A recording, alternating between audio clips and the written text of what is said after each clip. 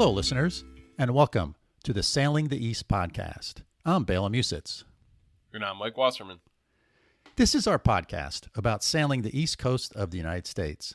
In some episodes, we'll focus on passages and destinations. And in other episodes, we'll talk about boats, equipment, and techniques. And when we come across an interesting person, we'll try to get them to be a guest on the show. But what makes this podcast a little bit unusual is that only one of us sails. And that would be me, Bela. I've been sailing for over 30 years, not across oceans, but on lakes and coastal cruising on the east coast of the United States. And I, Mike, know very little about sailing. I don't really even know the difference between a rope and a line, in all honesty. So it works the best if I ask most of the questions and then Bela gives most of the answers. Hey, Mike, I've really missed you the last 3 episodes. I did 2 solo interviews, one with Carter Yepsen back in episode 28, and then in episode 29 with the father and son team of Simon and Sawyer Ballant. And then in the last episode, I was also solo, and I discussed some of the things going on with the boat and my shower drain pump woes. So it's nice to have you back, Mike. Yeah, no, I heard all 3 of those, Bela, and it was great. And I'm happy to see I missed you too, but I'm really on the edge of my seat here to hear what happened with the shower drain pump. Well, I'm glad to report that I solved my shower drain pump woes. I installed the new part when I was at the boat last week, and it works great. The shower is back functioning. It no longer floods the floor. So that's all wonderful. You know, it's amazing how much longer things take on a boat. It's something that I really didn't estimate very well. Things typically take, an hour to fix at home. Will take me 2 to 4 hours, if not longer, on the boat. But why is that, Bela? I mean, things are smaller. To me, it should take less time and it should be easier. What's the story? Yeah, you would think so. Well, first of all, I'm pretty handy. I know how stuff works in a house. I've owned houses for 40 plus years. And the boats I've had have not been as complex as this one in the past. But stuff works differently on a boat than in a house.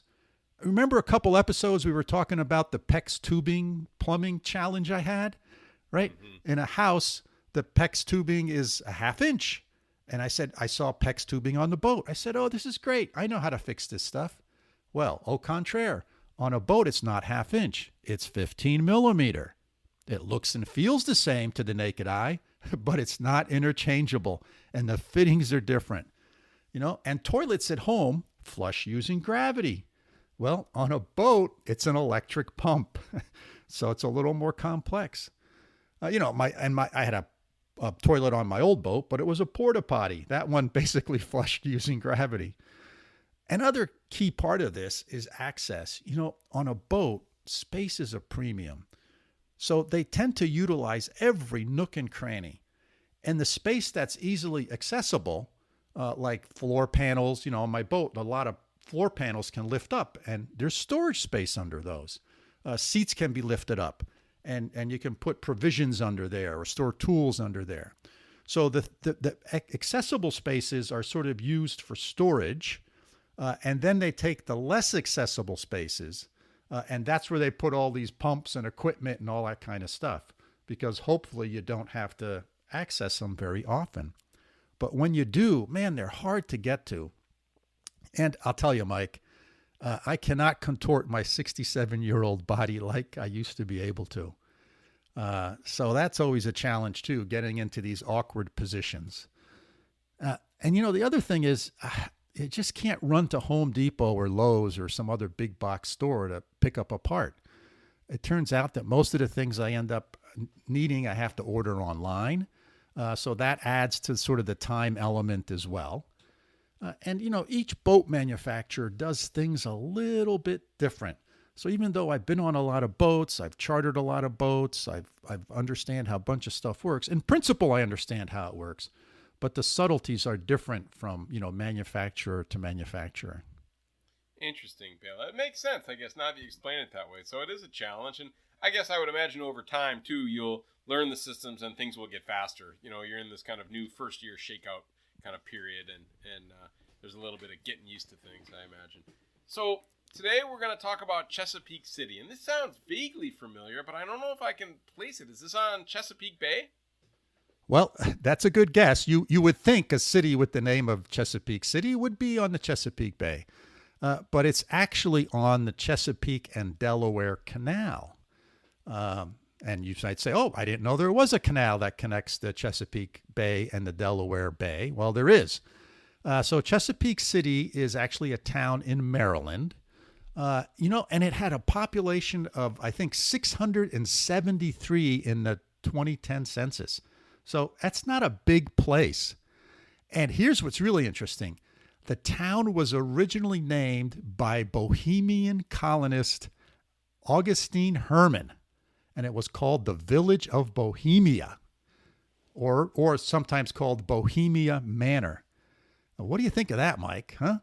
But the name was changed. Yeah, but the name was changed back in 1839 after the Chesapeake and Delaware Canal was built in 1829. So this canal's been around for a long time, built in 1829. It's called the C&D Canal for short, and it connects the Chesapeake Bay with the Delaware Bay. And so I was there a couple times, and what really makes this interesting is you have to look at a map really to understand this. But if you're coming from like New York City or Boston or Philadelphia, and you want to go to Baltimore or Washington, you go through the canal because it actually makes the trip shorter than going further down the Atlantic coast and then up the Chesapeake Bay, because the Chesapeake Bay almost runs north-south. You don't think of it that way, but it really does. So it makes the trip several hundred miles shorter. And we all know in the 1800s and the early 1900s, this country really depended upon water transportation for moving goods. And so that's why all these canals were built. Chesapeake City is located about a third of the way from the Chesapeake Bay to the Delaware Bay along the canal. And it's just a little city right off the canal. Yeah, I'm looking at the map right now. It looks beautiful. So tell me about the trip a little bit, Bela. When did you go there? Yeah, so I've been there twice, actually. Once when I was helping Simon and Sawyer, the guys I interviewed for a recent podcast, to move their boat up to Newport, Rhode Island from Florida. And we did that via Annapolis. So, if you were going straight from Florida to Newport, you wouldn't go up the Chesapeake Bay and then through the canal. But if you're going, like I said, to Annapolis or Baltimore, it makes a lot of sense. And then the second time I was there was when I helped a friend bring his boat from Halifax, Nova Scotia, down to Baltimore. So it's a 14-mile long canal. It's about 450 feet wide and 35 feet deep. So some pretty good-sized ships can go along this canal. And for us sailors, it's a great stopover point. Because from Annapolis or Baltimore to Chesapeake City is about a one-day sail. And it's also about a one-day sail from Cape May, New Jersey. So if you remember back on episode 14, we talked about Cape May, New Jersey. And sailors go slow. 5 miles an hour is sort of the average speed. And so if you don't want to sail at night, this makes it sort of hopping from Cape May. You go Cape May to Chesapeake City. Then from Chesapeake City, you can get to Baltimore or Annapolis in another day. So that makes that pretty nice. And it really is the only stopover point on the canal where you can anchor, because the canal's like a big ditch. And so there really is no place to pull over to the side. There is one marina on the canal called Summit North Marina. It's quite nice. It's well protected. There's a couple of other places that you can kind of pull over, or maybe a dock you can tie up to, but they're not well protected. And what's going to happen is when any boats go by, you're going to get what's called waked, or you're going to get the boat's going to rock. And, some of these tugs that are pulling barges or pushing barges, or some of these other big ships, they're going to have pretty good sized wakes. So it's really not a good place to anchor. But in Chesapeake City, there's a nice little bay to anchor in. It's really well protected. There's a marina there with a nice restaurant, and it's got docks. So if you want to, pull up to a dock and plug in electricity and get water and all that kind of stuff, you can do that. The anchorage is really nice. It'll hold about 5 or 6 boats. So it's not real large, but it's totally well protected from the canal. So you're not going to get waked or anything like that. The town is an easy walking distance from the anchorage. Town's got several nice restaurants. And, it's the typical small little town, like I said, less than 1,000 residents. There's no big box stores or restaurant chains. And so it's all local businesses. And, that sort of has its own charm to it. That's really nice. And, but, it's sort of puzzling to me because you would think that being on such a major shipping lane, it would be a larger place. But then, I thought about it a little bit more and, commercial ships don't stop. They go 24 hours a day. So they're not going to stop. So pleasure boaters stop. I think both times we were there, I think there was maybe 1 or 2 other boats in the anchorage. So it really wasn't super, super busy. Interesting. So Bela, tell me about the kind of the transit through Delaware Bay. What was it like? What were the conditions like? Yeah, so let me just recap a little bit of, let's say, coming down from New York City. So New York City to Cape May is oftentimes for sailors an overnight trip because there is no real great places to stop for a sailboat. The Atlantic City is about the only one. So many people do that on an overnight trip. You stop at Cape May, and then you can go up the Delaware and go to Chesapeake City, and you can do that in one day. Just the Delaware Bay does have some challenges. There's very, very few anchorages. So you got to sort of time your weather. It's sort of like coming down the coast from New York City to Cape May. There's no places to pull off. So you got to time your weather. You don't want to get caught out in a storm because there's really no place to go. The Delaware Bay's kind of similar to that. There's very few anchorages. They're not well protected. There's a couple marinas, but not many of them. The other thing you need to think about is the Delaware Bay has a pretty good tidal current. So when the tide's, going against you, and it can be 1.5 to 2 knots in the Delaware Bay. And if you're only doing 5 or 6, that can lengthen your trip or can shorten your trip pretty significantly. So you have to be aware of that, and you want to time that if you can. You also have to be aware of the wind, not because of sailing, but because wind and tidal current sometimes don't mix very well. So if the wind is in the opposite direction to the flow of the tidal current, it can make for really rough water, even in well-protected bays. And I don't understand the phenomena. I'm sure some person smarter than me can explain it. But when the water's flowing in one direction and the wind is blowing in the opposite, you get these big, steep waves that are really close together. And it makes for an ugly trip. So it can be pretty nasty. And, there's a lot of commercial traffic on the Delaware Bay. The traffic goes up to Philadelphia, or if it's going up through the canal. And the same is true in Chesapeake Bay. It's got a lot of commercial traffic as well. And when there's that much traffic, I don't like sailing at night. I mean, I know plenty of people do and can, but I don't feel comfortable out there at night with all the lights around. Because the other thing is you can see land from many locations in the Delaware Bay. So you have all the lights on land, plus you have the lights of the ships. And it can make it a challenge. So I tend not to like to sail at night. So for me, it's sort of perfect, right? It's the perfect way. You come down from New York City, you stop at Cape May, then you hop up to Chesapeake City, get a good night's rest, and then from there you can make it to Baltimore or Annapolis or wherever you're heading down to Chesapeake. Interesting, Bela. Now, how does the Chesapeake Bay compare with the Delaware Bay in terms of the sailing conditions? Oh yeah, well, the Chesapeake Bay is really nice from the perspective of it has many anchorages. If you look at a map of the Chesapeake Bay, I liken it to like a big maple tree with all the branches going off, and all those branches are little places that you can tuck in to anchor. You got to worry sometimes because it's a little shallow in places. The other nice thing about the Chesapeake Bay is it's mud. So if you're going to hit something, it's not going to be very hard. And so it's really quite nice. There's lots of anchorages.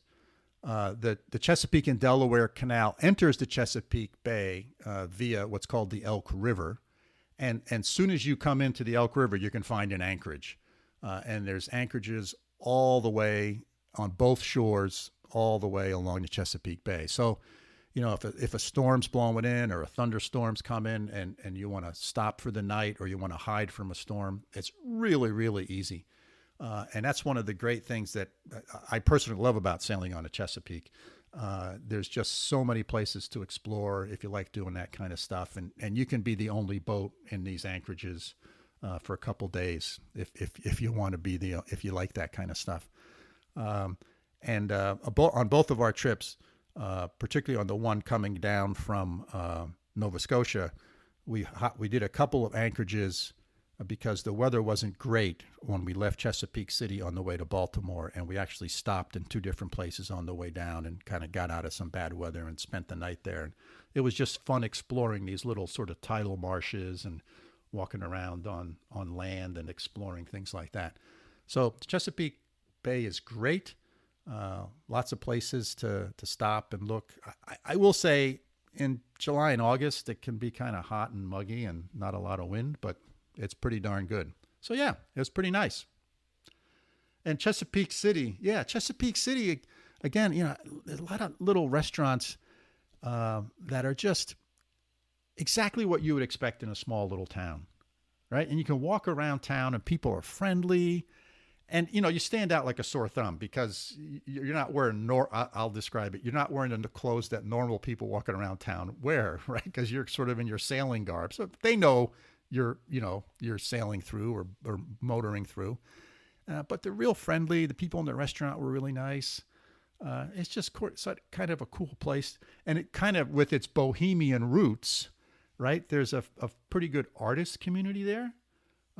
Which, and they're selling various different, of their things that they make in various little stores and boutiques and stuff. So that was kind of fun exploring that as well. Nice place. That's cool. Yeah, these little towns get a good cup of crab chowder or some fish or something like that, I'm sure, right? And good seafood and the whole 9 yards, huh?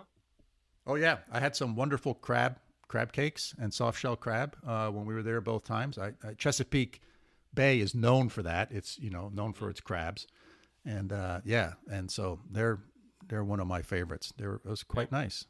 And they're doing lots of oystering there now too. They regenerated a lot of the historical oyster beds I've been reading, which is fascinating.